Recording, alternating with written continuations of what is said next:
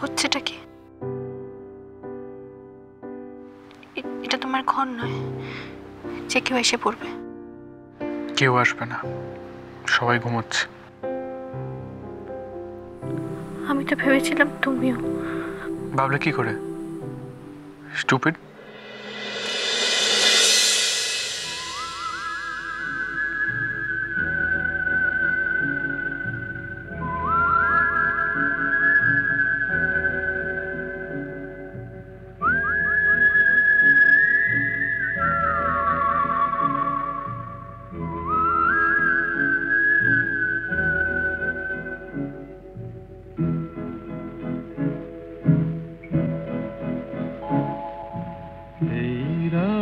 তোমার আমার ওই চাঁদ তোমার আমার শুধু দুজনে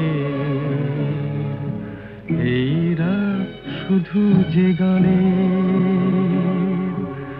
এই ক্ষণ এ দুটি প্রাণের কুহু কুজনে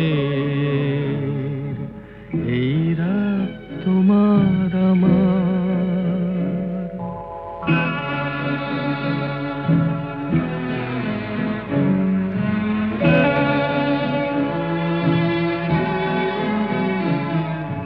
তুমি আছো আমি আছি তাই অনুভবে তোমারে যে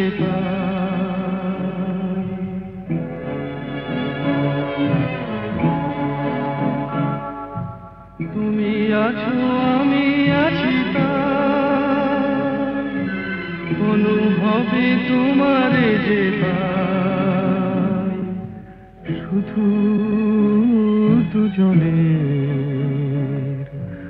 এই রাত তোমার আমার ওই চাঁদ তোমার আমার শুধু দুজনের।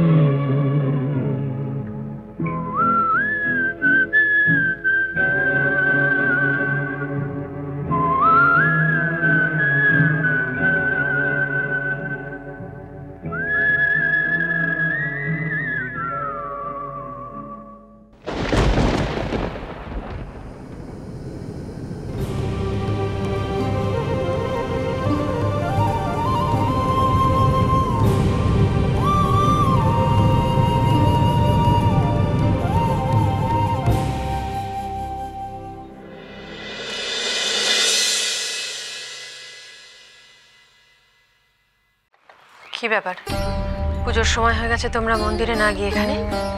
মন্দিরে যাবো বলেই তো এসেছিলাম, এখানে কাণ্ড দেখ।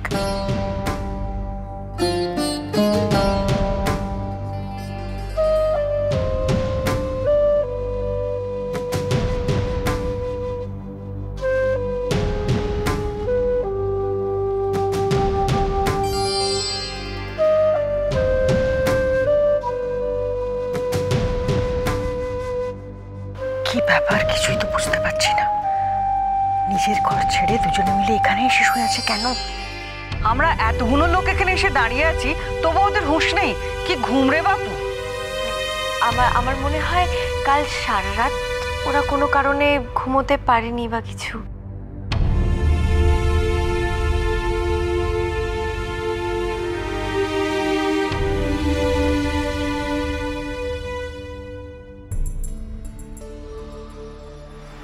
আরে ছোট, আমাদের জন্য কিছু না, কিন্তু ফুল পিসিমা তো পুরনো ধ্যান ধারণার মানুষ, কি ভাবছেন বলতো? অভ্র, তোমার দাদা ভাই আর বৌরানীকে ডেকে দাও, বলো ঘরে গিয়ে ফ্রেশ হয়ে ঠাকুর ঘরে আসতে, পুজোর সময় হয়ে গেছে। বড় বৌমা, শ্রী, চ ঠাকুর ঘরে চ, এখানে দাঁড়িয়ে থেকে লাভ নেই, আয়।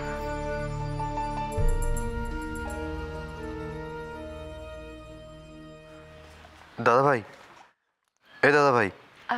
আমি ডাকছি। কনক, এই কনক, আরে এই কনক, এই ওঠ রে, ওঠ, কটা বাজে রে, ওঠ।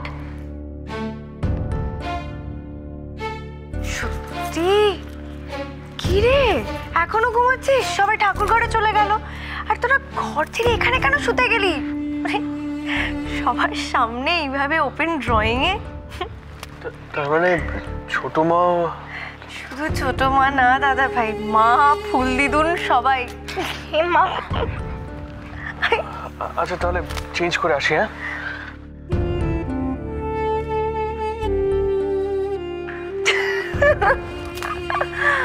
অভ্র, ওদের এক্সপ্রেশন দেখলে কি ফানি ছিল না? সত্যি ওরা বেডরুম ছেড়ে এখানে কেন শুতে গেল?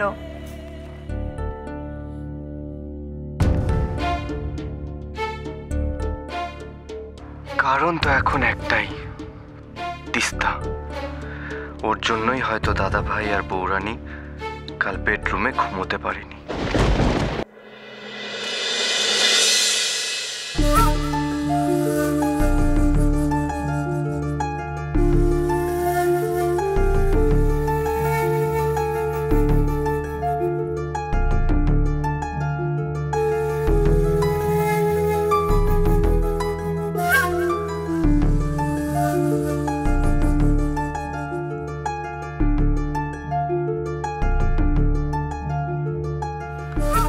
আমি কোথায় বসবো?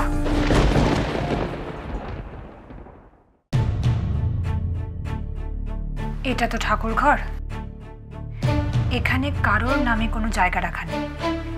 তোমার যেখানে মন চায় সেখানে বসতে পারো।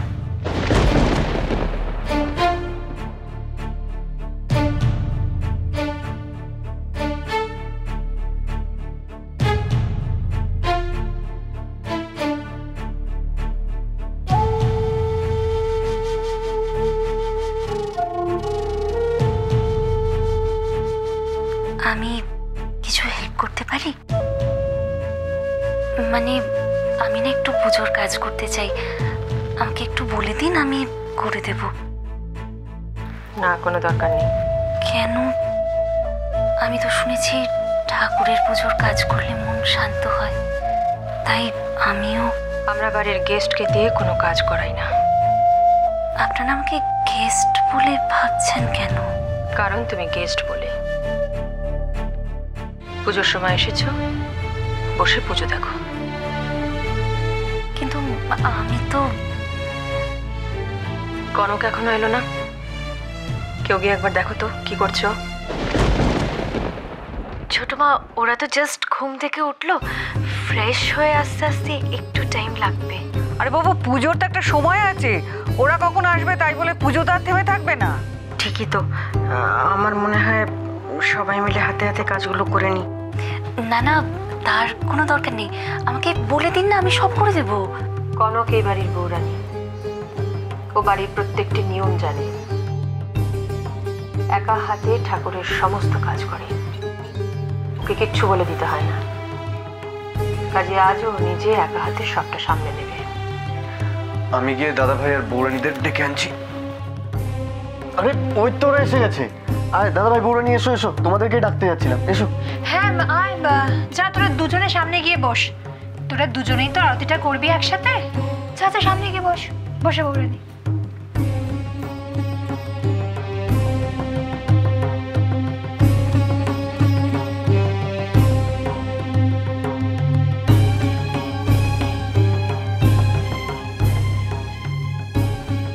কোথায় একটা ধামাকা বাঁধাবে তা না, মোড়ক টোড়ক বদলে এসব খুব একটা সুবিধা করতে পারলো না তিস্তা।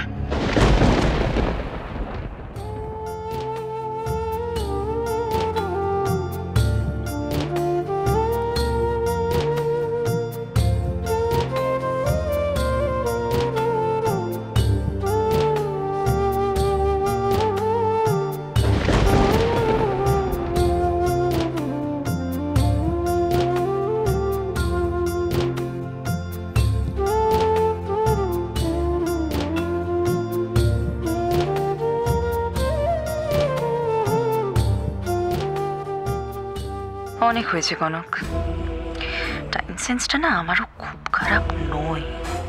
এবার সময় হয়েছে তোমার চিরদিনের মতো সাধ্যকের লাইফ থেকে সরে যাওয়ার। বেলা গড়িয়ে দুপুর হতে চললো, অথচ এক কাপ চা পাওয়া গেল না। নবাব নন্দিনীর যে ঘুমই ভাঙেনি। ধন্যি মেয়ে বাপু, ছেলেটা কি এমনি এমনি ঘর ছেড়ে পালিয়েছে? এমন বউ হলে তার কপালে যে কি দুঃখ।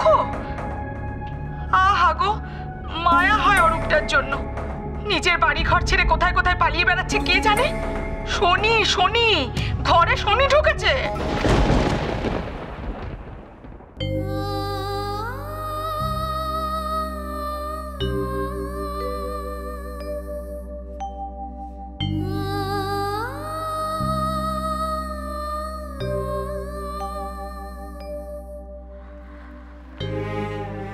আমি সত্যি একটা অপদার্থ অরূপ।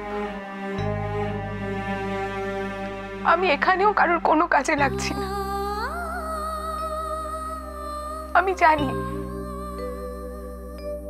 তুমি আমার ওপর অভিমান করেই চলে গেছো। তুমি ফিরে এসো অরূপ, প্লিজ তুমি ফিরে এসো, ফিরে এসো তুমি।